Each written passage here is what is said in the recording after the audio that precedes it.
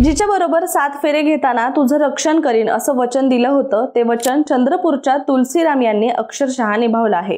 समाजसेवक बाबा आमटे यांच्या प्रकल्पाच्या निवासी संकुलात एक दुर्दैवी घटना घडली आहे। पहाटे 5 वाजताच्या सुमारास अन्नपूर्णा आणि तिचे पती तुलसीराम हे दररोजच्या कामात व्यस्त होते आणि त्याच वेळी अचानक झुडपातून एक वाघ बाहेर आला आणि त्याने अन्नपूर्णा यांच्यावर हल्ला केला।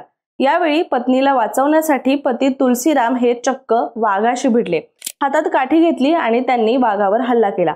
मात्र खूप प्रयत्न करूनही ते आपल्या पत्नीला वाघाच्या जबड्यातून सोडवण्यात अपयशी ठरले। हा सगळा गोंधळ सुरू असतानाच लोकांची तिथे गर्दी जमली आणि गर्दी होताच वाघ जंगलात पळून गेला। मात्र तोपर्यंत अन्नपूर्णा यांचा मृत्यू झाला होता। या दुर्दैवी घटनेनंतर वन विभागाने मृत अन्नपूर्णा यांच्या कुटुंबाला 20,000 रुपयांची सुरुवातीची मदत दिलेली आहे। रेंज फॉरेस्ट ऑफिसर रामचंद्र शेंडे यांनी म्हटलंय की या घटनेनंतर परिसरात गस्त वाढवली आहे आणि कॅमेरा ट्रॅप बसवलेले आहेत। शिवाय नागरिकांना सतर्क राहण्याचा सुद्धा इशारा दिलाय।